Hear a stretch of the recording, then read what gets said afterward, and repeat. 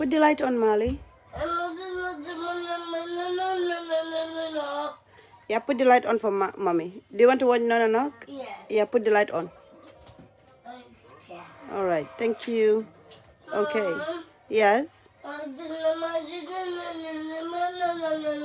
Yeah, No No Knock. I'll put for you No No Knock so you can be quiet. Come. Assalamu alaikum.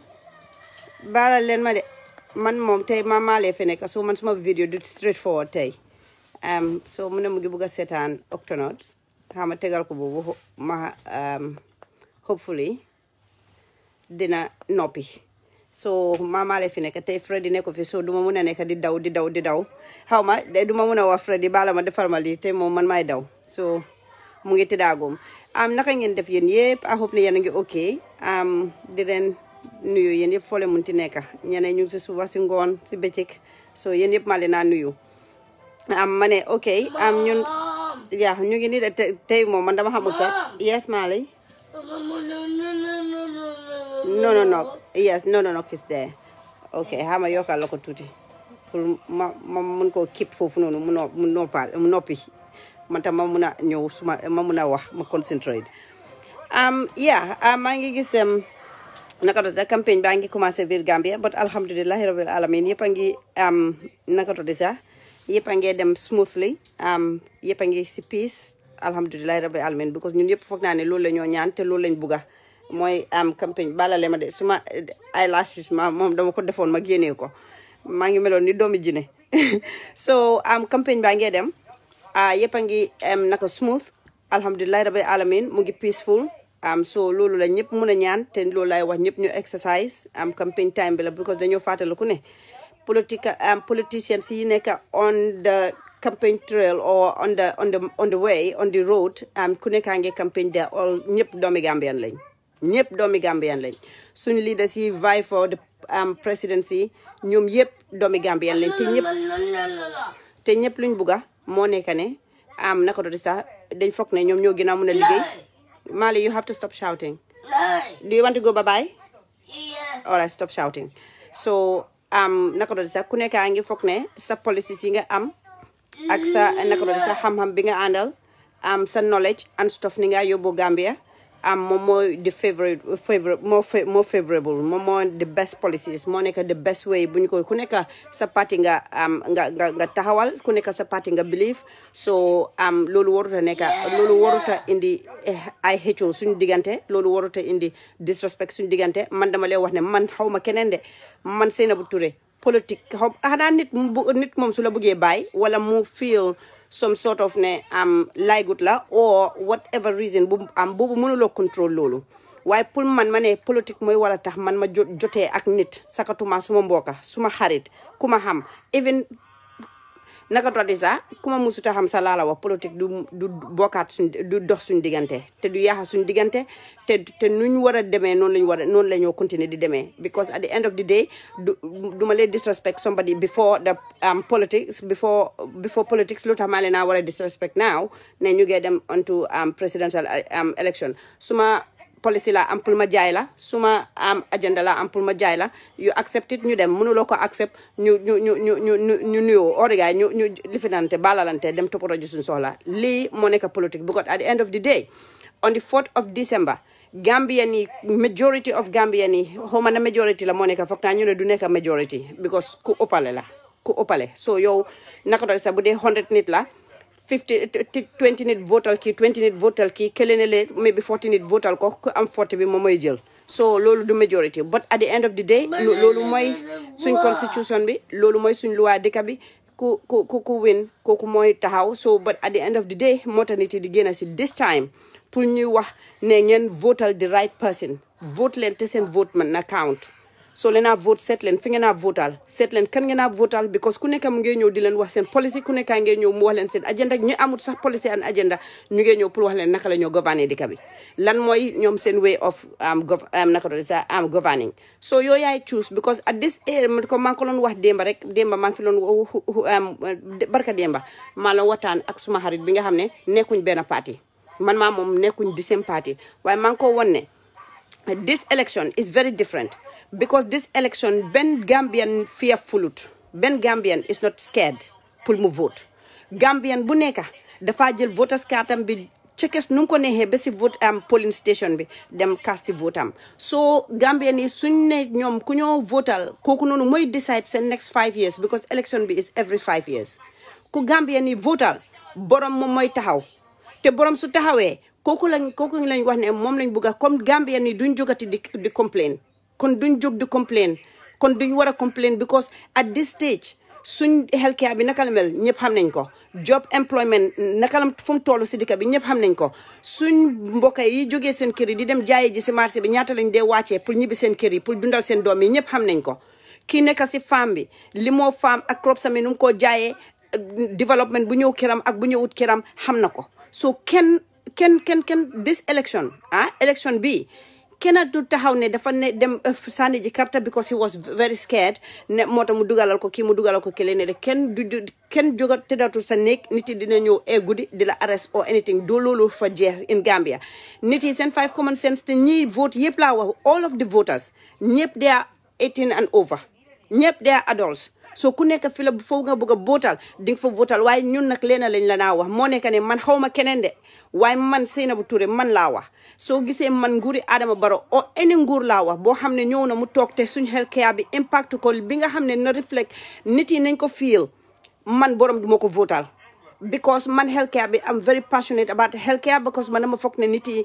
whatever it is yow soo ñëwee nga toog waxuma la ne bul liggéey de wala ñaaka liggéey impactal ñu si healthcare bi loolu laa la wax because at the end of the day kii dawal moto si sa road si nga bill sakatuma boobu MPP laay wax naka mooy Adama Barrow kuy daw si biir road yooyu noonu bridge yooyu noonu soo koy use dafa fekk yaa ngi normal dafa fekk ne naka amuloo benn mental health dafa fekk ne feebaruloo dafa fekk ne sa yaram baa ngi neex nga mun a daw foofu noonu because soo feebaree wala dara mu la dal li nga xam ne soo amee accident on those roads di nga doo réyale sa bopp rek di nga réyale sax ñeneen yi soo ku wér mooy dem dawali moto nekk si tali boobu yaa ngi understand man lu ma am pour ma wax moo nekk ne koo xam ne yaa ngi vote this year dangaa fàttali ko ne yow kenn nekkuloo yow nekkuloo benn voters card moom nga amee de te sa voters card dafa count te sa voters card dafa important so koo xam ne obtain na voters card na jóg mu dem mu wane ne lii mooy baatam waaye fàttali ko leen suñu healthcare bi ba pare man li ma wax si nguuri Adama Barrow ne naka yow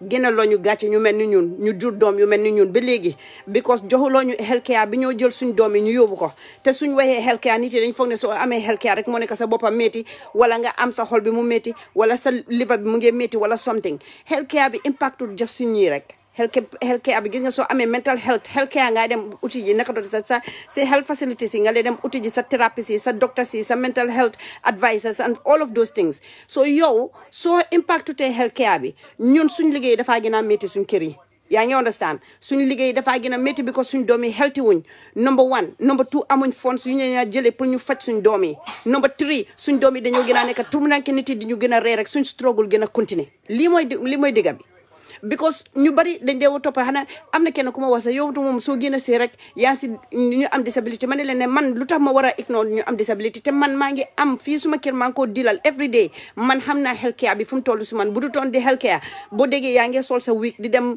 waxu ji di dem birthday party or something dafa fekk sa doom moo wér dafa fekk sa doom bi mun nga ko ekati nga yóbbu ko foofu noonu waaye fi nga xam ne yaa ngi toog si suba ngoon guddee bëccëg yaa ngi sa boori doom wala su génne si biti nit yaa ngi ko xam nga la ne healthcare bi dafa bokk si li nga xam ne daf ñu suturaal healthcare bi dina wàññi suñ struggle healthcare bi dafa gën a jox ñu de confidence pour ñu nekk moms ñu nekk carers ñu nekk naka toti sa foster carers ñu nekk guardians naka ba pare ñu suñ job mu effective suñ coono mu wàññeeku because at the end of the day right te su ma ko wax sax ñeneen ñi dinañ jóg ñi nga xam ne ñu ngi amee heart patients yi ñi nga xam ne ñu ngi amee de liver patients yi ñi amee de lung patients yi ñi nga xam ne ñu ngi am de cancer patients yi seen kër yi te ñu ngi ko lifin benn nit su feebaree si benn kër dafa impact the whole family because dafa impact si suñ health si suñ naka toti sa finance bi daf ko impact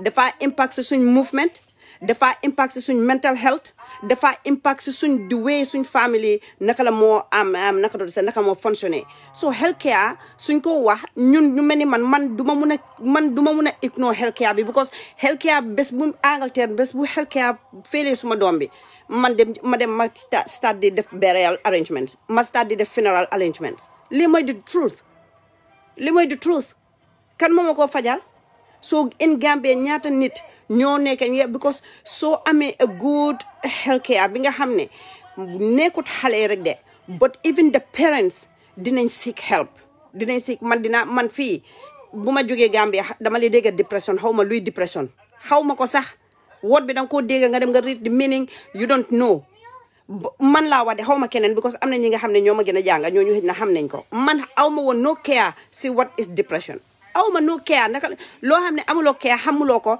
matawut si yow man bu ma juddoo Gambia ba ma mag ba ma génn Gambia ba ma ñëw Angleterre wax ma rek man fan laa musa toog man maa suma xarit yi sa ñuy wax o suma family members ñuy wax ma ne man dama depress it doesn't matter ban façon stress laa àndal musuma am any of this but buñ la ko waxee xamuloo ko waaye gis nga bés boo jànku wante dépression kenn du la wax nii la mel te kenn du la wax nii la feel nii nga war a fiile ak li nga feel nii la mel man feel suma gis nga even up to today suma doom bi is 8 years old but up to today dama leen recognize suma signs su dépression bi di ñëw su li fi ne because lan la su appointment ni bare la su li fi ni bare la but léegi-léegi su ma demee ma seet ma ne hee alhamdulilahi rabbi alamin because Mali su demee ba tane rek nga gis ma suma makeup yaa ngi on dama defar suma ma makeup léegi-léegi dew ma fen sax yóbbu suma doomi school ma ñëw toog fii ma def suma makeup ñëw toog play suma music ba pare di tooga suma añ wala ma dem shopping wala ma génn ma sol suma headphones su waxu naa ma dem shopping because suma healthy doom moo ok waaye suma doom bi su healtham bi li naka dooti sax su healtham bi détérioré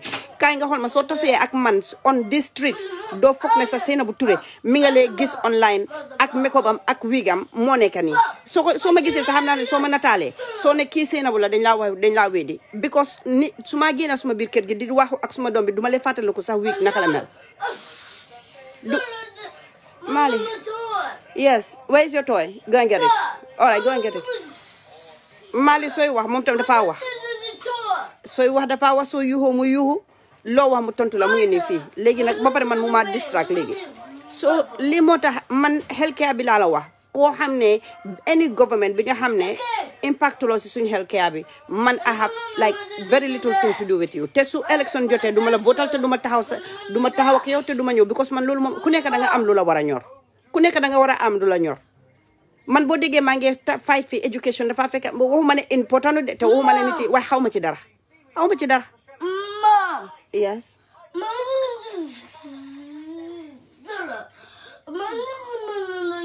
nii lañ fi may Mali de sooy def live da nga def live ak moom okay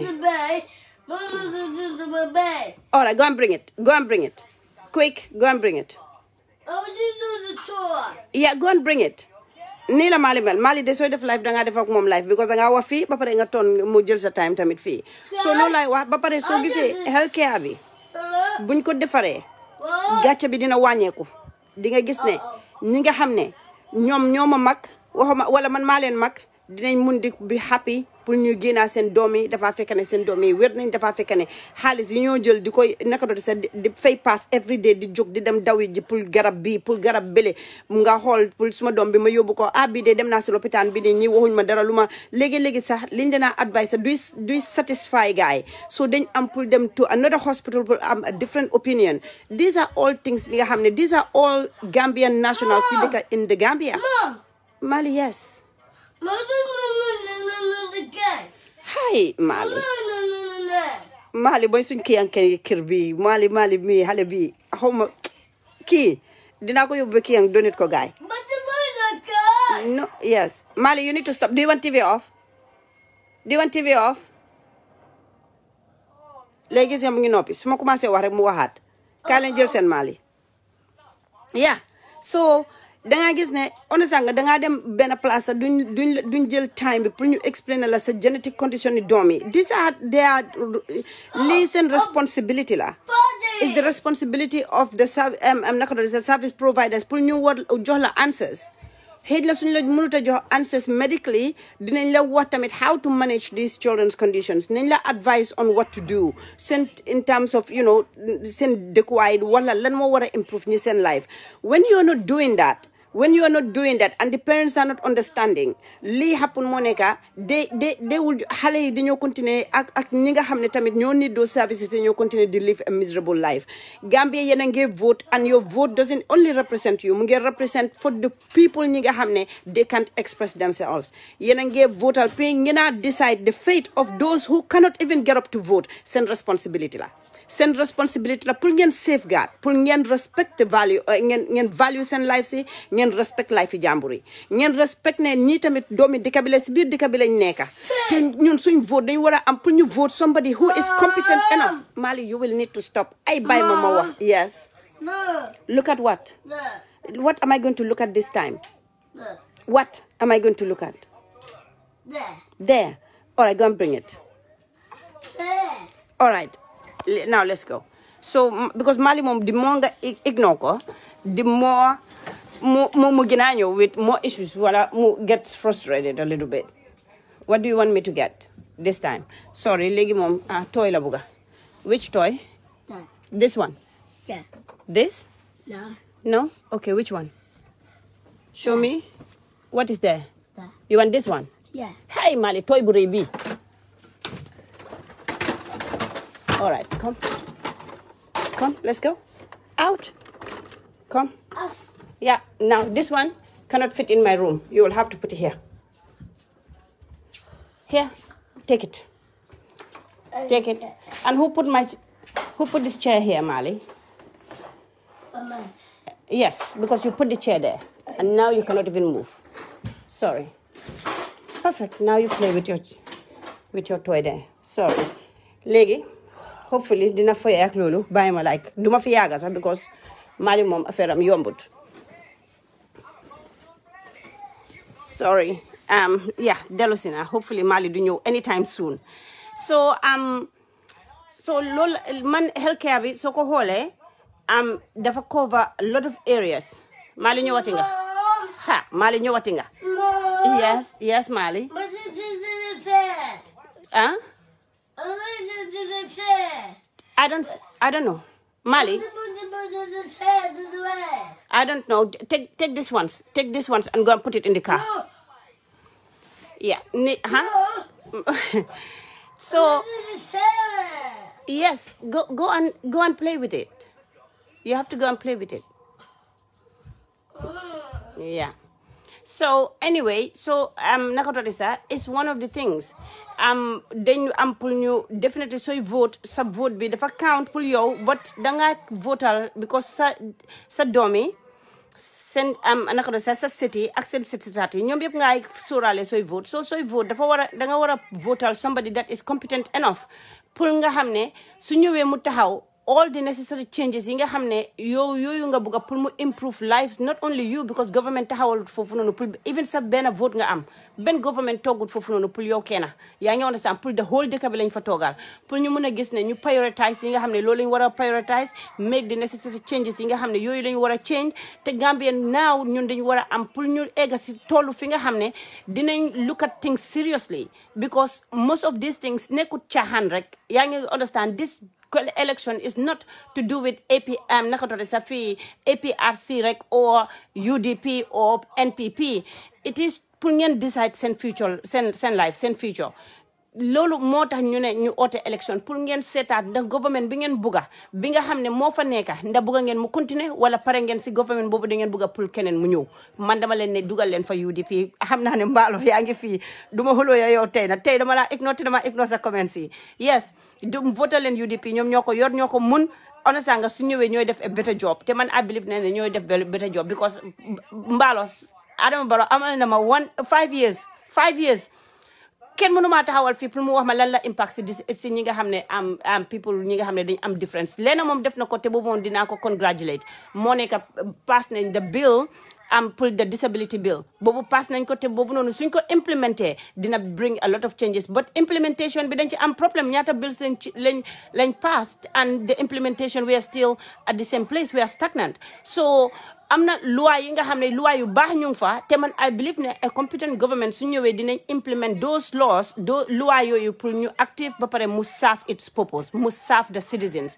li moy di changes yi nga xamne mom lañ bëgga dañ bëgga change dañ bëgg positive changes Hadijatu Kinte ñëw nga xam naa ne Hadijatu Kinte ñëw nga xam naa ne yow yaa ngi oncle Essa Fall ñooñu moom kooku moom wax naa la ne UDP nañ ma ekkati rek donate ma oncle Essa Fall man ba léegi millions si maa ngi ko calculate try di ko change into dollars xaw ma ñaata la am confused so but su caaxaan bi rombe yéene foofu moo nekk ne nañ leen seet lii nga xam ne mooy doxal suñ dëkk bi nañ leen seet li nga xam ne te ñun yëpp de we owe it to every citizen pour ñu toon ñu toon on to our shoulders ñu seet ne am na ñeneen ñi nga xam ne ñun suñ décision dina impact gaay dina impact ñoom seen welfare dina impact gaay seen lives te dina impact gaay si seen future ban façon life la ñoo liifee you understand man su ma loon dem Gambia tey dinaa ko xalaataat ko man maa Mali ñaata yees maa ngi dem Gambia duma lee confident te suma doom bi ba tey eggaagut su fi Gambia lu tax because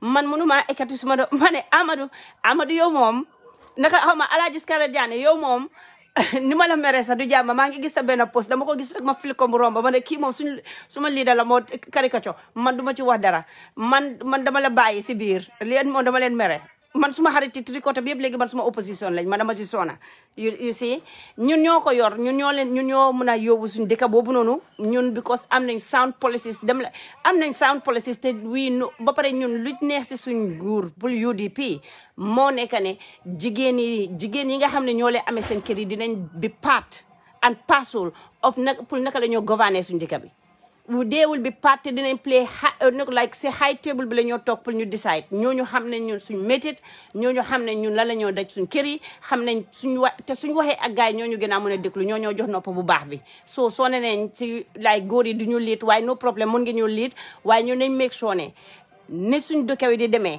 ni suñ dëkk bi di dawee the affairs of the country ñun dinañ bokk si ñi nga xam ne ñooy push those agendas ñun ñooy nekk ñi nga xam ne nañ push those policies ñun ñoo nekk ñi nga xam ne si table bi dinañ bang the table pour won leen ne look we need to be heard lii moo tax naka doon sax ñun suñ parti bi mu different ak yéen seen bos yi alaaji ñun we are different we are very different yéen ñaata suma wax ñeen waa indi nañ fi minister of pour women's affairs xam nga lan la ñun dañ bëgg a moo ministres yi nga xam ne jigéen lañ nekk si place yi nga xam ne understand nga dinañ ñu déglu te dinañ déglu suñ jooyee dinañ ñu déglu man si nabutu li ma jooy moo nekk suñ healthcare bi sonna nañ ci foofu te nit yi soo waxee ñu ne waa Barrow cannot do all of it in 5 years. Who is talking about 5 years? We are talking about since Gambia, boom neke Gambia, betay, that healthcare, mungi neka the same, the stagnant in one place. So we don't care anymore. Then ngur bufa neka, you have to take us from one from A to B. We cannot just remain in A. Ngur bu ñu turn fingers on the ones binga hamne more fa nekoton before. We want to see like the explanation and the argument we're going to hear, Monekane, you can come and tell us what have you done. Yeah, you understand? What have you done? Linga hamne citizens are feeling it. Gambia healthcare bi doñu mëna wax ne it is working. Ken mënuta taxaw mëna ñu healthcare bi is working. Te one of the places bi nga xamne the highest budget in the National Assembly mu ngi duga ci suñu healthcare bobu. Ñim nekk di benefit mo nekk di workers la nekk di gëna benefit than the service users. Dan nit yi nga xamne ñoy use the services. Li moy diga bi. Nañ dem ñu seet ñaata in this whole 5 years ñaata budget ñaata money they put into that healthcare. Why most of it mu ngi dem ci payment of the staffs from the minister all the way to the to the cleaner working there. Foog naa ñoom la gën a benefit than the people that are coming to use the services, because how can you not treat cancer nekkuñ di ko treat in the Gambia suñ ko treated the diagnosis I believe ne dañ laa jox diagnosis yes, because ñu ngay gis how many medical reports they are giving there are a lot of services ñoom Ramu Ndiaye Ramu Ndiaye yes Dr. Ramu Ndiaye ñoom yëpp ñu ngi they're working amazing. We have amazing doctors in there, but most of these cases, they are referred to overseas treatment. Overseas treatment. Lungs, overseas treatment. Kidney, overseas treatment. Heart, overseas treatment. For how long? For how long? How long will you continue overseas treatment? The overseas treatment be is only those ñi nga xamne dañ lucky. If you don't know anybody, you don't know any charity bi nga xamne can help you. Amulo ben mboka bi nga xamne dina la dimbele. No government is giving you the money People are not having the funding in their house, 20,000, 30,000 pounds to go and have your treatment. Lili ñoo wax. They don't have the money. People don't have the money. So, yama even bu dee benn Gambian la sax te yow yaa ngi feebar yow nga nekk si dëkk bi nga xam ne you don't have nowhere to fall back on. Amuloo nobody ki nga xam ne yow nga ne kii moom laa yaakaar su ma demee si moom dina ma jox wala nguur bi laa yaakaar wala nakato sa ñeneen nekku ne ku nekk xam this charities yi laa mën a dimbale te nekku all of the charities ñu ngi mën a dimbale everybody. So you that Gambian, you are just sitting down there like Halimatu, sitting down there, you have one child and you have kidney failure, both of your kidney are failing. You don't have money, you don't have nothing. How are you going to get cured? You're just going to sit down there and you sit there until Bapare they manage, did them dialysis, the dialysis, how many families can afford it? Everyone I'm not saying you body need them through dialysis and stuff. They're you get struggle. Some of them will miss their dialysis because they don't have the money to be paying on weekly or fortnightly basis. These are human lives. What are you voting for? Are you voting to a system being that didn't change lives? Or are you voting to, because it doesn't affect you, you don't care? Because you don't have somebody that needs the health care, you don't care. Because can do one gisu that situation. So man lima wa mo nekane. Use your votes and you use it wisely. Votal fulane man kumai deklu damalane nyu wal nga votal UDP because you can get a chance. You can have a chance with them. You will have opportunities. You will have opportunities because people need the opportunities.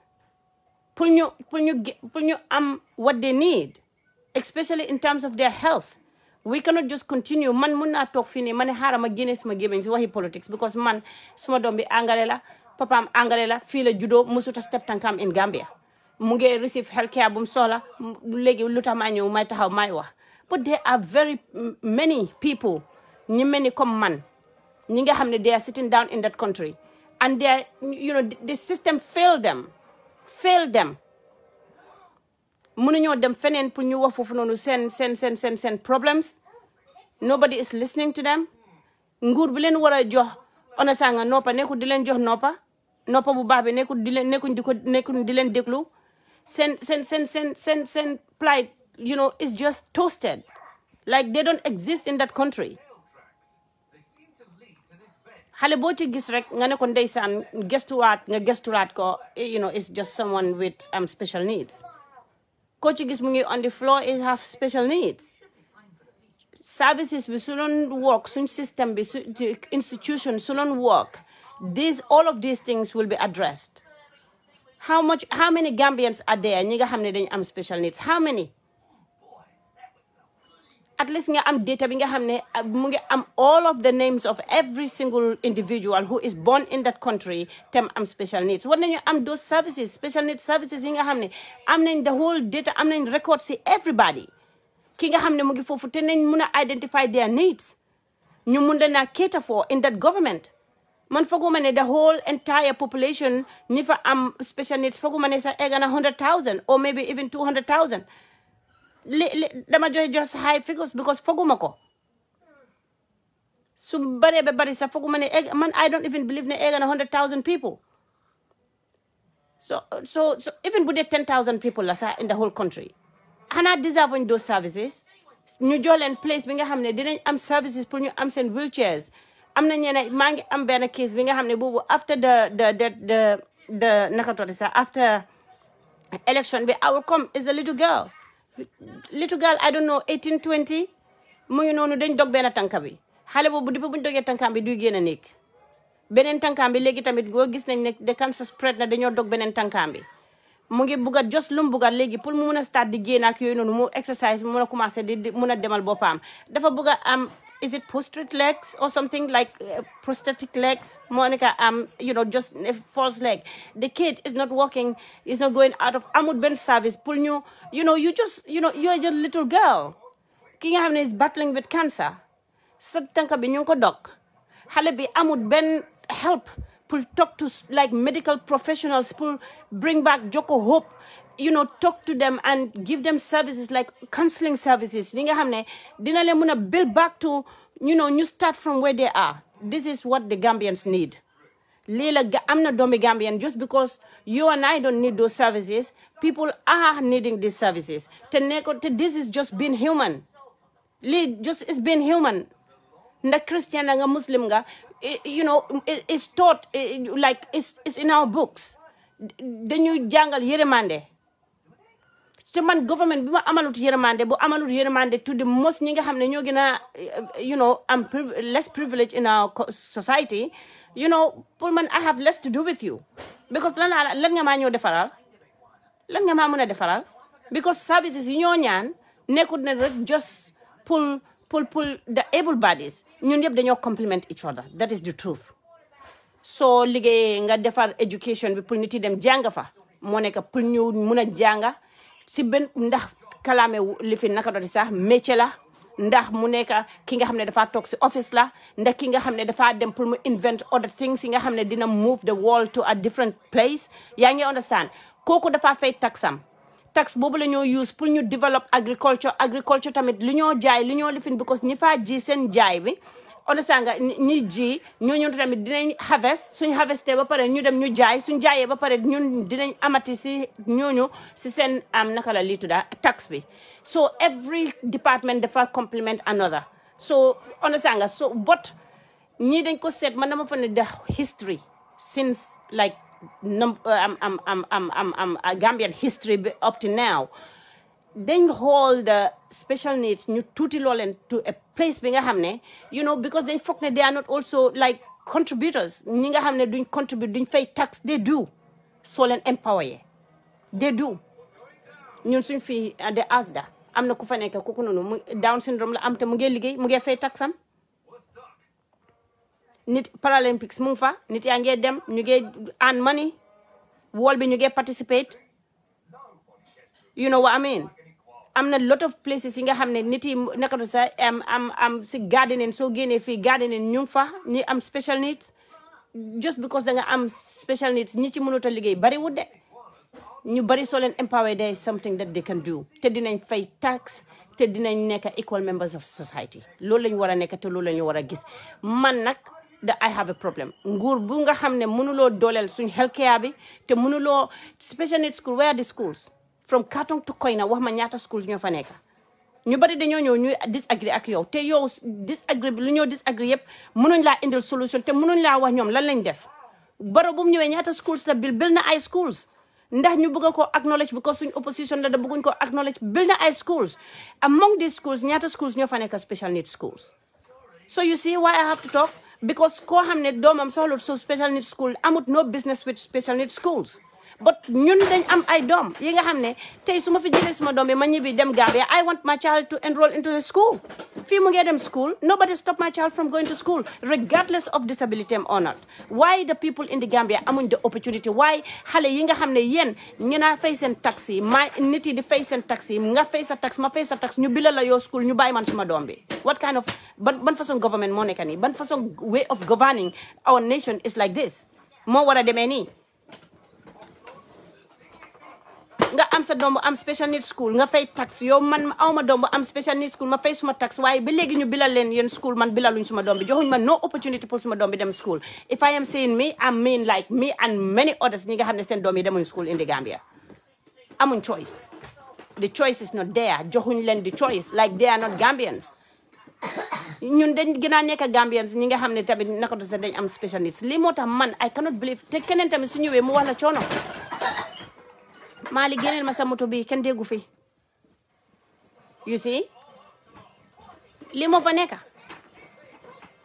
bara bokkoon system yes for 5 years bo naka do sa Alhaji Scarlett look bara bill naka cannot mënu ko bill but then what is the point we bringing a president is to change mënul ko bill but at least he can work towards it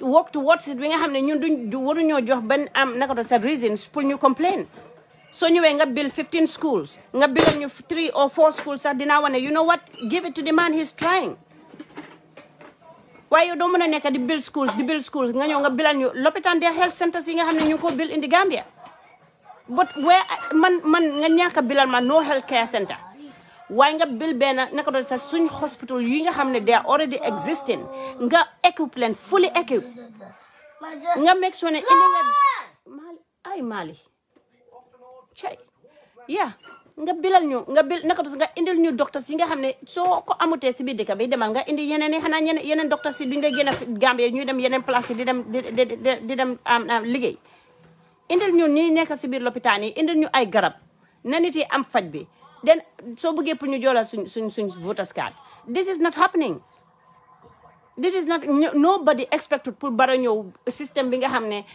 55 xaw ma ñaata years léegi Gambia since mu génnee independence ba léegi the system is not fixed nobody is expecting ne amul benn nit kuy ñëw pour nga in 5 years nga bilal ñu everything but soo gisee ngay laajte pour nga continuer is pour nga mën a continuer liggéey bi but in the 5 years li nga mën a def why are we so cancelled out we are cancelled out we are definitely cancelled out it's like we are just not part it's like when I'm a disability you are just not part disability bill bi indil nga ñu ko apart from the disability bill what else did in the 5 years of all the things yu bari gis mun naa def mbere in Banjul in the electricity which is amazing build na schools but what is there with the special needs and just loolu rek yóbbuwut sax dëkk bi fen job employment anamu tax yi nga war a jël pour nga bilal ñu we cannot just live on grants create job opportunities pour nit yi gën a am liggéey ñu gën a mën a fay moo tax nga xam ne soo demee pour leb doo mën a jël yu bari doo leb sax lu bari because am nga li nekk si biir dëkk bi li laa mën a man gis nga dama wax si politique léegi ba man suma bopp sax I am tired waaye man li tax ma gën a génn si moo nekk ne voté si yéen a amee seen carte te kenn du leen forcer fi ngeen a war a voté kenn du leen ko forcer te this year ñëppay jaagar laa la wax nu la neexee ngay doxee time bu la neexee ngay jóg honestly nga si suba wala be I don't know whatever time pour nga jógee sa kër nga dem vote make sure you cast your vote but when you go to vote remember ne ndax yow ki nga votal kooku dina indi the necessary changes yi nga xam ne yooyu nga soxla mégal soo ne nga indi ko te du yow kenn tamit fàttali ko ne it's not only you bi part da nga nekk yow sa vote dina nekk part bi decide what will happen to children like Mali dina decide pour ñi nga xam ne ñu ngi seen kër yi ñu ngi toog foofu noonu di xaal medical treatment bi nga xam ne is not coming to their doorstep ñeen ay duñ ko mus de am sax seen life foofu la noonu it depends on it man woo ma ne ñu am na naka dos ku ma loon waxal barka di ma mu ne ma yaa waaye xam nga rek nit ku nekk ni ngay dee yàlla bind na ko ba pare ma ne ko loolu man duma ko mën a weddi waaye tamit yàlla di seen yàlla boobu noonu moo ñëw mu defar doomi aadama yi nga xam ne jox na leen xam-xam mu ñeneen mu teg leen si place pour ñu mun a ma ne ko ni arjana ñun yëpp kuy dugga arjana fii nga ko lay liggéeyee te nit yi ñooy tax nga dugga ar safara wala te nit yi di seen nit yooyu ñooy tax nga dugga arjana nit rek si nit ngay mën a duggee arjana si nit ngay mën a duggee safara ak sa faith between you and God li moo laa dugal arjana so at the end of the day nit ki am na right pour bu dee sax mënuloo koo faj sax let's say am na nekkul ne feebar bu nekk lañ de mën a faj am na yeneen yi nga am na cancer yi nga xam ne su la jàppee daf laa rey dafa agressif but garab yi am nañ fa yi mën a xam ne dina mën a make sa life pour mu less painful am na garab yi fa nekk yi nga xam ne dina mën a tax nit ki du dee yenn façon yi dee yu ñaaw dee yu métti dee yu slow you know what I mean yooyu yëpp a ngi fa yi di seen yàlla buur bi moo woon doomi aadama naka la ñoo amee garab yooyu pour ñu mun a naka la sa slow down the pain pour ñu mun a wàññi di pain nañ am respect pour human lives naka la nit di nekkee kiram mu feebar ba mu teg last breath am léegi garab sax duñ ko am si biir Gambia boobu noonu te mu ngi fa xam te man suma carte sorry am na ku ma call waaye fa naa ne xamut ne man maa ngi naka la sa life so nañ vote pour ñu maintain suñ dignity ñu make sure ne wàññi nañ pain boobu in that country ñu make sure ne changes dina happen sakatuma si ñi nga xam ne they are so vulnerable dañ ko need because at the end of the day it's not just about me and you dinañ am ay doom dinañ am ay suñ njaboot te ñu ngi ku nekk bëgg nga sa njaboot mu teeda mu gën laa teeda kenn bëggul gis sa njaboot mu nekk nga poverty ba kañ even lii naka toti sax mobility aids you cannot get medication you cannot get nga dem si biir lopitaan bi léegi sax the way you nga dem fa demaat fa the way they talk to you is just inhuman lii la ñoo wax so man dama la ne man I believe ne man si suma believe ne UDP will do better job than Barrow Man, I believe it like 100% in my sleep. But in 5 years, already in the 5 years, boom talk. Special needs is not, pay attention to Rolu. The healthcare mom is just a big, massive failure. It's not limit try, but it's like, dafa many am 100%, but just def 0.5%. Lolu mo faneka. So I will give credit to things that more def like the disability bill is amazing bill. Bill bi nga xamne suñ ko implémenté su démé suñ ko liggéey ak ñu implement the bill naka lam ko wara défé dina change a lot of lives. But ndax implementation bobu dina must happen. I don't know. Lopitaan yi ñoo bil yëpp te su bu dee amuñ garab yu baax amuñ li fi before nga ma bilal lopitaan boobu keroog Watson Gambia maa ngi gis ñu ngi génnee xale ñu ngi toogati si suuf di jànga. This is our reality. Lii moo am pour mu change. Bul ñu bilalaat schools. Demal nga dem jëli ji nakatati sa school yi nga xam ne already existing nga dugal foofu furnitures xale yi at least génne leen si suuf bi ñu toog ñu mun a jànga. Demal si madrasa yi nga regulate all of those things. This day and age kenn moo warut a pour nga jànga ñuy laa dóor ba mel ni ku lifin yii ñoo fa war a jeex ndax Islamic school la ndax Muslim naka doon sa just English school la lifinal mégal soone school si système baa ngi work properly nit yi ñu am jobs ndax ñu mun a nga create jobs nga create rehab indi ñu facilities yi nga xam ne dina transform lives mu save lives lii moo fa nekk waaye nit yi soone nañ waaye yéen a ngi war a dem vote len. Yeah, he couldn't. Yes, he couldn't. Nobody, and for anybody, sa pull nga think ne the system that is broken, from day one. Nit munanyo in 5 years nga fix ko. Nobody is saying that, Mohammed. Baro cannot do it. But ana reforms you war on a def? Where are the reforms? Reforms you war on a def. Reforms you nga hamne pull swing institution you commence to work. What happened to those reforms? Ban reform some of us successful man I don't even know. Ban. Yes. Oh, sorry, Mohammed. Sorry, I misunderstood you. Sorry. Yeah, but 5 years. 5 years is not 5 days. 5 years is not 5 days. Pul baro definitely will not flex masala man because I'm not convinced in the 5 years. I'm not convinced bisikatuma sunyo si areas inga hamne man Monica man as a citizen is my areas of concern. Man areas yooyu noonu laa bëgg a gis impact on areas yooyu noonu ñoo ma gën a like moo gën a important si waxuma ne moo gën a important than like infrastructure waxuma ne areas yi maa gis moo gën a important than education waxuma ne areas yi maa gis ñoo gën a important than all other areas man dama ne these areas are also part of the things that I am passionate about. These areas su ma doon vote te nit ki mu am naka todi sax su ma doon vote tal ben president suma gisoon ne areas yi ne mu ngi ci loon li moo am naka doon sax comme ni moo way into those areas man dama loon taxaw ma ne what I will want to see Barrow mu dem waaye koo xam ne man suma doom man tey bi suma ekkate suma doom bi ma dem Gambia I don't ban school laa yóbbu suma doom bi I'm just forced to stay in certain areas foofu laa forced to stay o suma doom bi du smell school du ko smell so services provide the social services that area tamit war nañ ko seetaat bu baax a baax te nekkul ne amuñ good social workers in the country. We have great really good people because man liggéey naa ak guy on individual basis liggéey naa ak guy te am na ñeneen ñi nga xam ne dañoo génne seen own pockets pour ñu mën a make sure rek ne some of the cases attend to am nañ a positive impact and positive results, but that's supposed not to happen. People are working to earn so that ñu mën a change their lives. Social services, that department is just like it's sad. It's very sad. Department is social services. I don't even know what services are they providing, to be honest. I don't know but services moom la ñoo provide ñi nga xam ne sa ñoom understand nga xamuñ léegi-léegi am na benn social worker bi nga xam ne kooku noonu moom saa yow ñëwee patient la ma indil please na bu helpal xale bii nii gis nga ñii seen su xale bi tane woon sax su amoon garab yi nii ba pare mu am leen sax dina loon tane di nga gis ne family bi dinañ bounce back from this but xamuñ ne sax like ne these things mu ngi divide families yes Mali you want chase Mali every minute you want Ben léegi su ma ekkati naka remote bi before my change to whatever he wants to watch, mind be didn't change. Mot is here. Okay, you want Bear or you want Ben? Ben.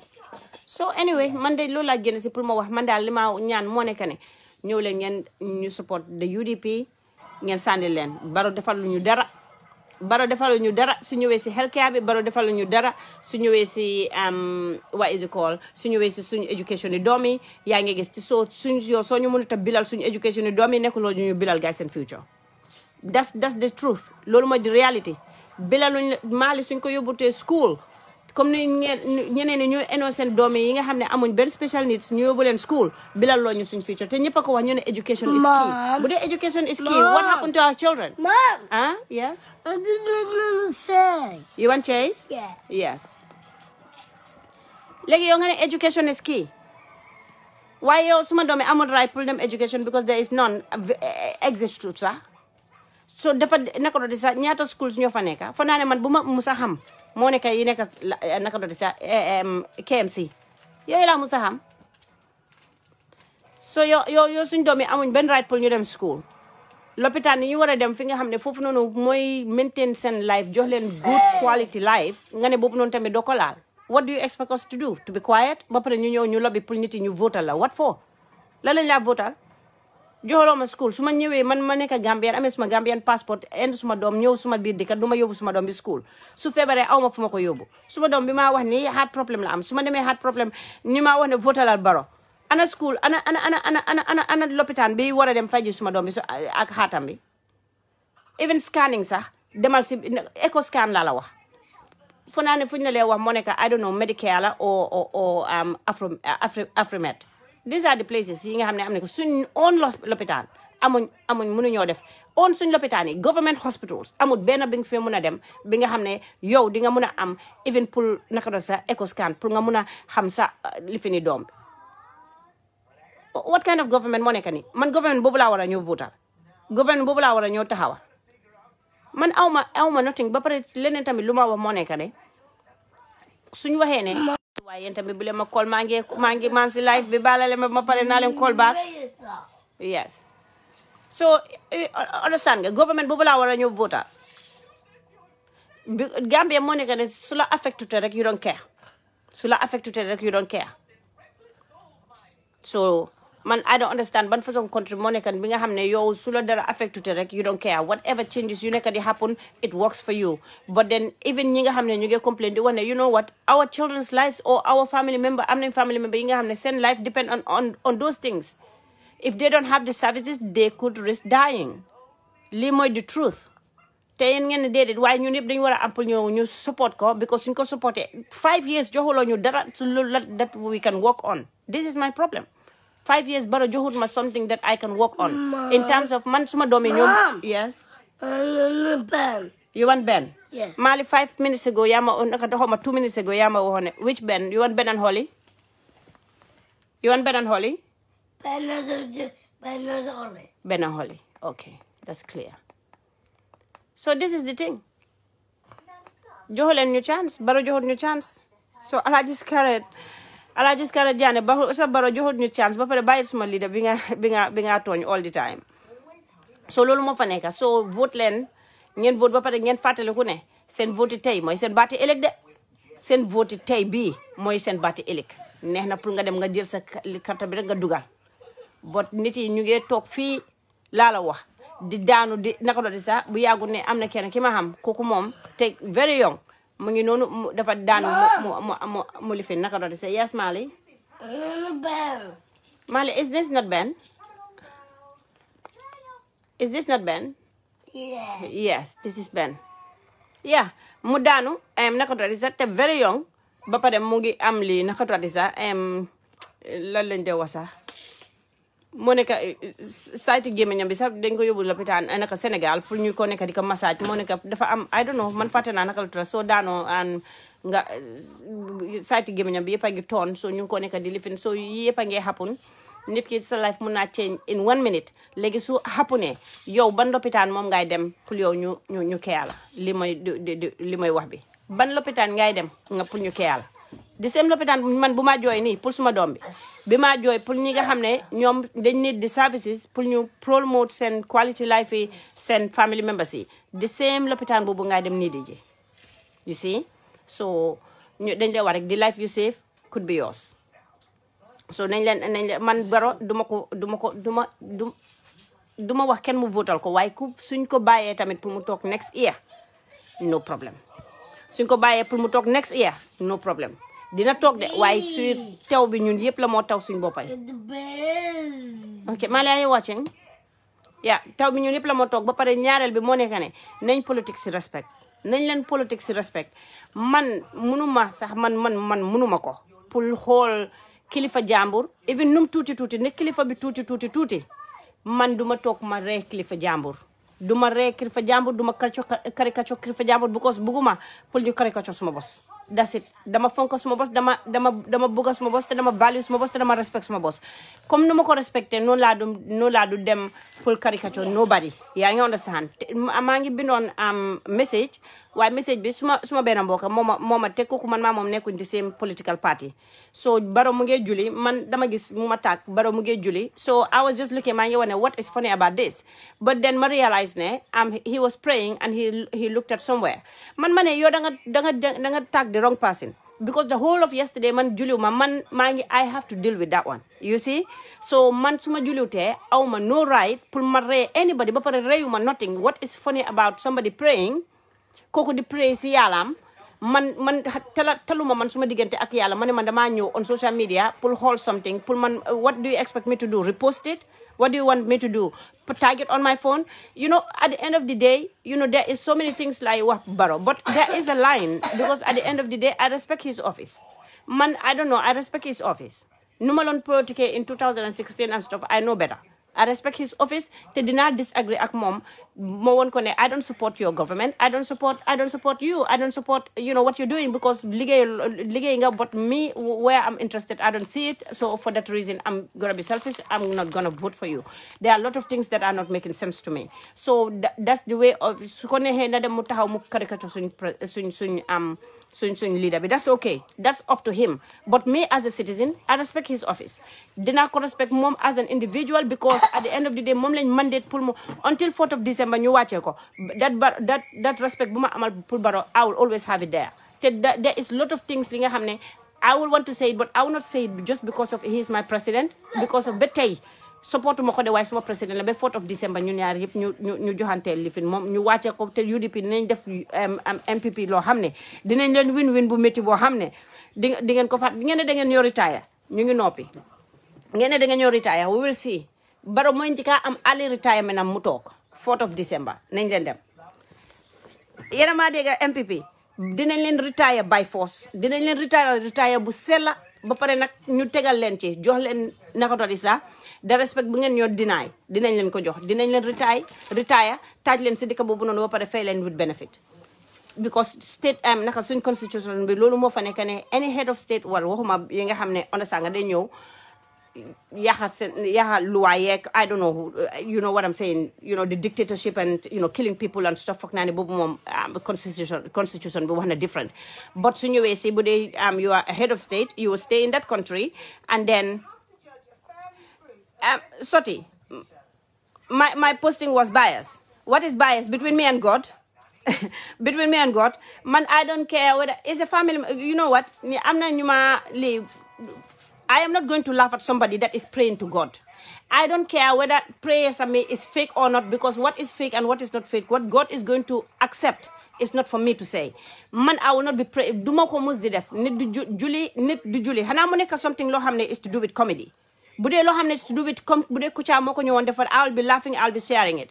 But somebody praying in the mosque, pour man ma jël lolu man I don't care what the reason is. Ndax su ko neexon sa ceiling bi la lon xol suy julli it's one thing I will not have no opinions on because man kooku at least jël na the step pour mu dem julli man Sainabou Touré démba dama loon travel whole day julliwuma so that pour man let me deal with me and my prayers I cannot deal with yes but the person that I don't even know that was in TikTok I don't even know I was just tagged I was tagged, man. I don't know who created that TikTok. I don't know what to, but I am not going to laugh at somebody praying. I will not do it. Lulu mom kamewala, even if my mom was the one that was going to vie for the position of a presidency, I'm not joking. I am not going to mock anybody based on that. I cannot do it. Point blank, I cannot do it. Man, I cannot do it. Man sakatuma kuy juli. Head na kudemon sa, you pray. And I know you pray. You don't miss your prayers. If you go and laugh at Adama, at least you bank on something. I didn't pray to even laugh at somebody. So let me worry about my prayers. Me and my prayers. Man, I'm very fearful. I am very fearful. That one, I don't care. Like, it cannot be, I cannot, whether it's my party leader, somebody's party leader, I'm not just going to laugh at anybody praying. Huh? Where is the fat? Okay. Sorry, Mali. I cannot just laugh. Mom. What I mean is, if Kucha was, people do funny things. Yes. Si time we record, we gis nañ ko fini. Gis nañ ñu bari ñu ngi ñëw di tooñ ana sa nga yaa ngi julli ñu teg lekk bi sa kanam nga jël du ko lekk. These are completely different to somebody ki nga xam ne dafa ñëw time julli moo jot mu taxaw di julli kooku julleem bi dama ko bàyyee ak yàlla la moo julli teddu. So I don't have nothing to laugh about that. It's nothing to do. It's not based on comedy. It's not done for people to laugh. It's not done on any grounds. Borom def lon Julie. So for me, suma politic is not Julie Barrow. It's not why I'm coming to talk to Barrow. Huh? Yes. Okay. Here. All right. Okay. So suma politic have nothing to do with Barrow and his between mom and God. There are some things linga hamne. It's like how Barrow prayers and man they affect man suma politics or anything. Mom. Yes, Mali.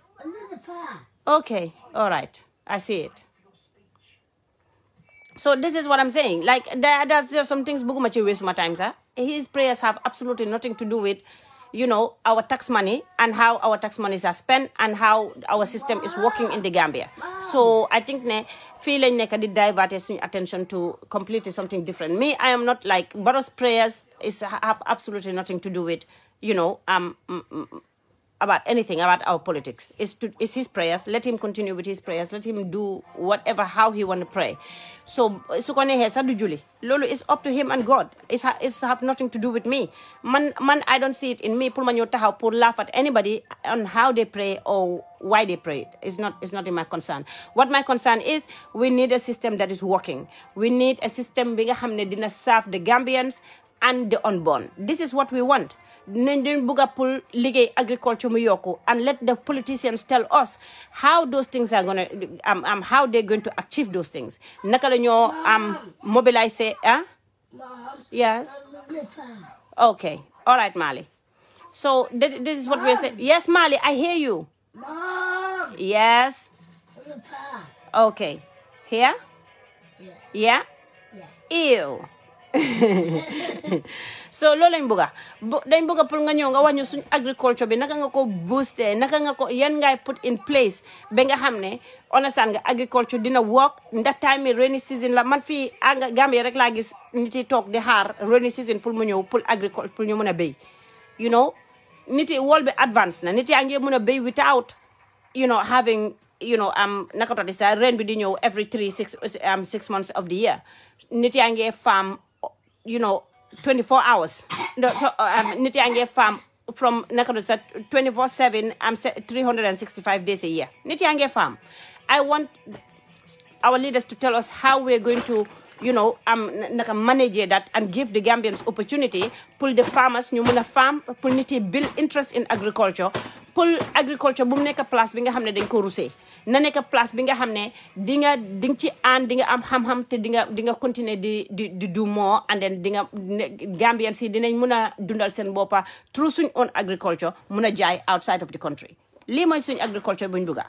yaa ngi gis su ñëwee si school du em su ñëwee si suñ education du em rek just the education pour ñi nga xam ne mën nañoo write and read na nekk education bi nga xam ne nit yi nañ ci mën a génn ñu mën a cee am xam-xam ñu mën cee am naka tuddi sax ñu mën a dem def different things yi nga xam ne because ñeneen ñu ngi mën a nekk carpenters ñeneen ñu ngi mën a nekk naka tuddi sax ñeneen computer engineers lañ you know what I mean ñeneen ñu ngi nekk what is it called they are welders tey suñ bridge Gambia naka to sa bridge bi change si ñoo bill Gambians can if they with the right support with the right education ñu mun a am place yi nga xam ne Gambia dinañ mun a dem ñu mun a jànga métier dëgga dinañ mun a build bridges yooyu noonu su suñ dëkk bi build more bridges te mun a génn su outside of the country pour ñu dem bilal yeneen countries these are the changes yuñ bëgg pour mu happen te xam nañ ne pour nga study it doesn't take one day but you create the environment bu ñoo maintain create the environment bi nga xam ne dina gën a taxloo nit yi ñu am interest ba pare ñu am tamit nekkul just the interest pour suñ ci génnee suñ demee ba ñu wàcca ñu all right sorry Mali you have to be careful because that will hurt you yes sorry yeah pour suñ génnee naka suñ demee ba graduate dinañ am liggéey bi nga xam ne wot na seen while pour ñu mun a sax dugga into naka sa jànga métier yooyu in the first place these are things ñu sa healthcare services yi nga xam ne o sax nga reform that healthcare services yi emut rek pour ñu prescribe la garab nga génn si lopitaan bi but your whole experience from entering the hospital and leaving the hospital from bi nga demee ndax am nga di answers yi nga soxla ndax am nga di treatment yi nga soxla ndax am nga di services yi nga xam ne moom lañ war a provide understand even one to one person like one to one am na ñeneen nu ñoo waxee ak yow you just wanna even walk out of that doo amati interest si faj buñ laa faj the relationships between the patients and the caregivers dafa war a nekk something li nga xam ne it's respectable one it's a respectable one waaye nekkul nit mu am accident si biti ñu ñëw taajal la ko si buntu lopitaan bi ñu ne la ne kooku mu instead of ñu save life am ñu laa wane demal nga dem jële ji police officers yi ñu ñëw ñu jël report before ñu ko mën a faj lii is just so disrespectful it's just disrespectful man musuma gis the whole of Europe or anywhere fi nga xam ne nit dina am accident ñu indi ki am accident taajal la ko foofu ñu ne la nga dem jëli ji police report bi every second count in somebody's life every second more count borom war naa receive the services before even the police di ñëw police yi ñoom seen liggéey bi si yoon bi la ak si place yi liggéeykaay yi ñoom pour ñu maintain security bi and those things service bi nga xam ne borom soxna ko ku tëdda noonu si lopitaan bi kooku is between moom ak medical service providers yi la so nit yi dañ war a identify things dafa war a work nit yi dañ war a jóg dem liggéey on time wàcca on time ku nekk nga clock in clock out sooy génna na système bi change système bi fa nekkoon moom lañ bëgg te soo gisee may wane yii ñoo moo nekk yi nga xam ne loolu la nit yi interest business nga def ko at least mu work si dëkk bi nga nekka nga secure pour sa business mu work yii la ñoo wax nekku ne just rek pour nga ñëw man bëgguma nobody ñëw wax ma Julie Adama Barrow naka la I'm not interested in Julie Adama Barrow what I'm interested in is si politique lañ nekk di wax how you're going to make our country to work for everybody papare ñu teg ko si jekka ak teranga nobody oto sanga dangaa binda wan sax ñu ñëw saagal la yow sa political party ni la mel kele political party I'm not interested like the services yuñ soxla yooyu lañ soxla period man soo bëggee sax bul wax na président bi ñëw taxaw bu mu waxa man that's fine na just liggéey li mu war a liggéey rek that's okay but mënuñoo continuer di dem the same services it's just lack of respect. How you call yourself Muslim and doing nonsense? That's fine. My nonsense is that nonsense is what is going to take me to Jannah or it take me to hell. It have nothing to do with you. It will have absolutely nothing to do with you. You understand what I mean? So because what is in my heart, what I did today to grant me Jannah and what you did, I don't know. So it's very easy for us to sit down and judge, but I cannot judge nobody's heart. I cannot say who is going to Jannah and who is not going to Jannah. I cannot do it. What I can be fearful of is to be fearful of my sins that I'm making every day and how to reduce them. So, set up my kid.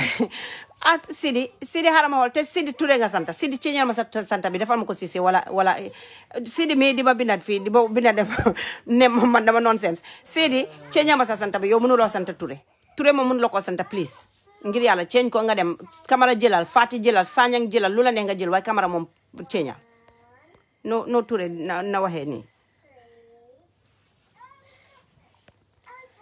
ndax man tamit dama tontuwaat beneen déedéet kii dégguloo lu ma wax Okay, Sidi, yes, again, I didn't read, I only read 2 lines, so I misjudged you again. Sai Touray, Bail Kamara, Sai Touray. Yeah, but no, what I am saying, Sidi, understand lo fi ma waxe monekane. What I am saying is, Barrow prayers have absolutely nothing to do with what I am looking for Barrow to do. Barrow, su ko nehon muno na neka nyaka neka president. Muto keram is our business silimo pray. So neke president tamit muy juli. I don't have business. Lolo is his business with God. Ndak God dina accept man. I just don't want to mock anybody. Ndak president la wo ndak nekut sax president. I don't ndak ko am responsibility la si suñ naka do sa government la ndak ko amut responsibility la. My judgment wouldn't be based on that because at the end of the day, I didn't pray yesterday. So I have to worry about my prayers between me and God, my relationship with God. That's what I worry about. Not Barrow prayers ak ñaka prayers. Barrow su ko nehon na talk in that state house the entire presidency, and it doesn't matter.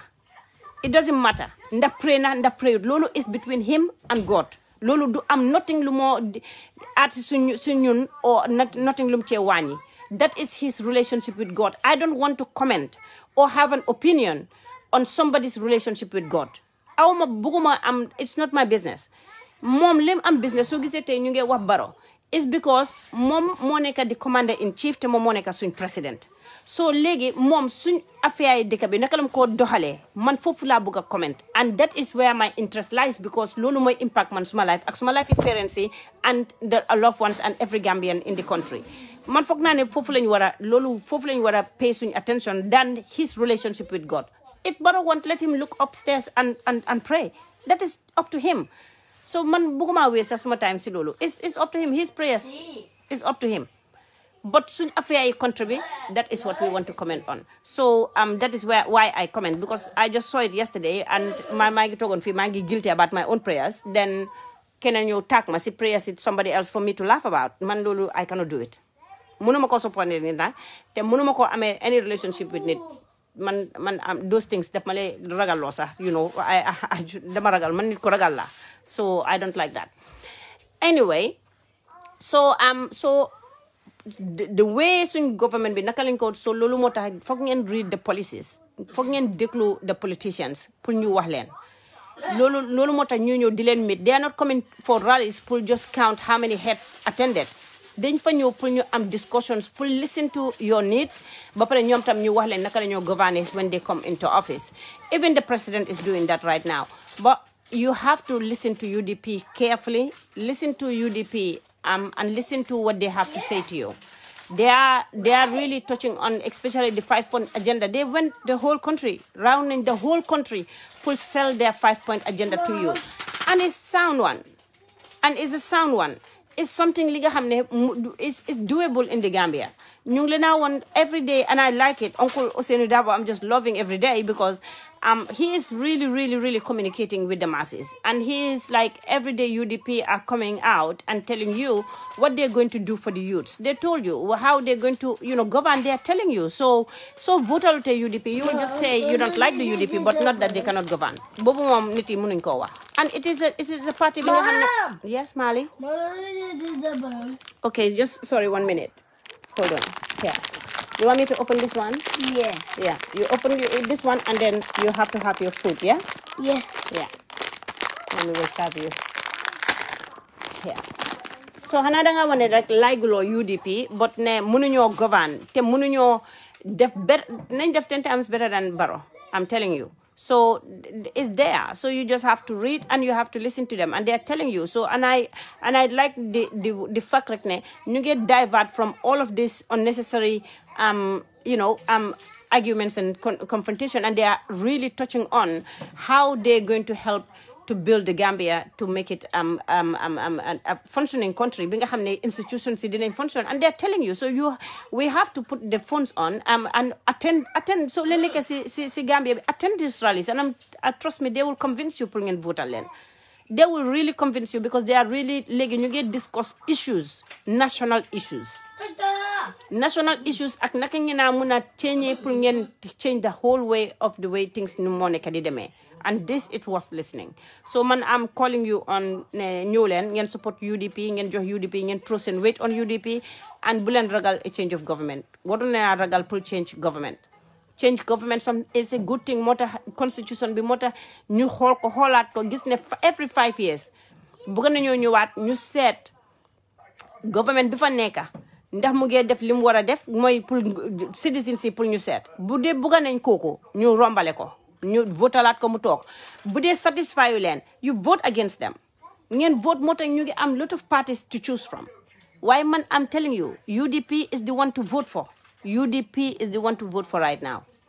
Because with UDP, dina len bilal estate, binga hamne, you know, they cannot also come and do everything. But nyom, the way they were going to build the foundation, dina be okay, pull any other government to new way to how, dina muna continue from there.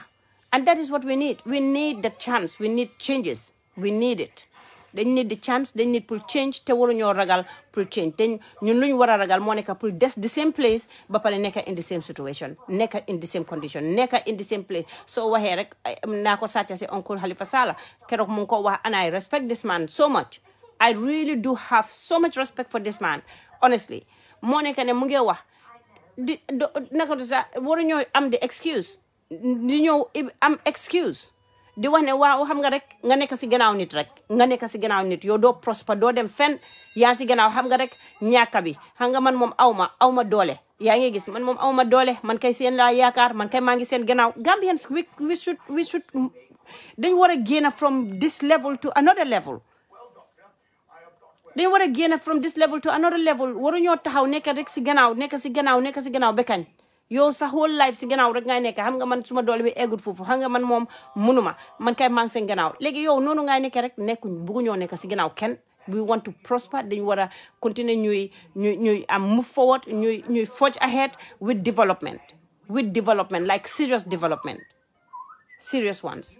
Development in terms of ñun suñ life fii tamit ñu develop ñu move on. Education and all of these things ñu move. But nekk si benn place xam nga lu moo indi dafa ñëw ba nga xam ne dañoo am lot of idle citizens yi nga xam ne duñ engage ci any fruitful debate duñ nekk si benn wax bi nga xam ne am na fayda because ku nekk yaa ngi am lot of time sa loxo li ngeen war a wax yëpp wax ngeen ko su léegi fan ngeen naa dem seeti rek moo nekk si saaga la ñoo résolve si tribalism la ñoo résolve si xuloo yi fu nit nekkatu sax because time moo fa nekk laajal ñu nekk Europe fii te am liggéey ay 2-3 jobs nga xool laajal ñi nga xam ne ñu si west bi fii ñu ngi am ay 2-3 job foog naa ne soo leen bëggee xuloo ya sax dañu leen wane baalal ma xaaral ma dem nelawaagum démba lifinu because ñu ngi am lot of things to do. They are busy but so amee lot of people ñi nga xam ne amuñ job amuñ dara lan la competition ni nonsense rek moo fa nekk naka doon sax waxi foolishness rek moo fa nekk xuloo yi unnecessary disrespectante saagante what is there lan moo fa nekk pour ñu def lan moo fa nekk pour ñu def loolu option boobu la ñoo bàyyee. So waaye soo amee fi nga xam ne nit yi ñu ngi mun a liggéey nit yaa ngi mun a jàng métier nit yaa ngi mun a am naka doon sax am def seen business yi nit yaa ngi mun a start di build seen boppa ñu commencé di believe in themselves changes nekk di happen citizens yi di feel the changes di nga gis nation boobu noonu naka duñ bëgg a failure suñ ko déggatee sax dañoo daw duñ bëgg a bokk sa dara loo nga xam ne failure because ku nekk yaa ngi am something li nga xam ne mu ngi dina add value to your lives why what can we do suñ amee place nekk government bi nga xam ne opportunity jobs yi bariwut noonu opportunity si boppam moo bariwut what are we going to do dam ñu bàyyee rek pour ñu toog rek mun a continuer rek nekk di wax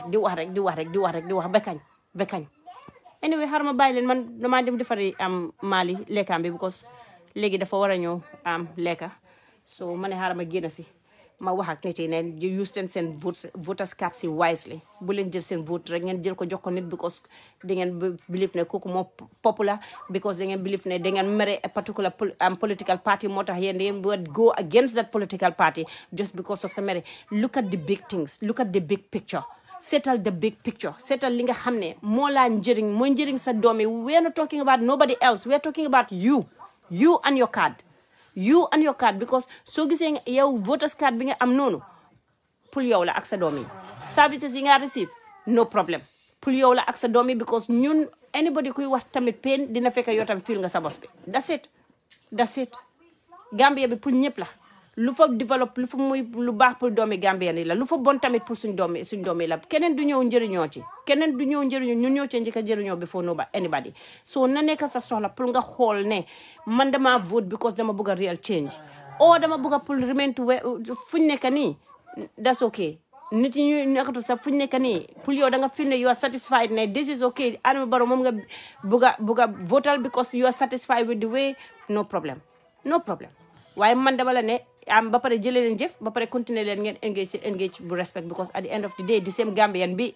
ñun yëpp Gambian lañ bu la politique mun a nax boo war a egg si yow war a tollu la fi nga xam ne di nga war a tax yow loolu dugga sa diggante ak anybody lu tax for what te ku nekk amee sa voters card ku nekk nga mun a make sa decision ñun responsibility buñ am moo nekk pour ñun yëpp ñu waxante digga su ko defee ñu mun a change minds su ko defee ñu mun a laal xoli nit yi ñu mun a gis li tax ñu war a change pour ñu war a vote for change nañ leen vote for change this time because change moo nekk the only way ñun bu ñoo mun a move from where we are so ngeen am a nice sleep or ngeen rest well or foole munti nekk maa leen a wax asalaamaaleykum baax na ku ma fi wax dara nag te layguloo ko o wax naa ko mu ñaaw and stuff si man la te jégalu naa ba pare tamit bu dee am na dara lu baax boobu si yàlla la so wax neexut because sooy wax rek am na ki nga xam ne di nga ba pare naka tudde sax kii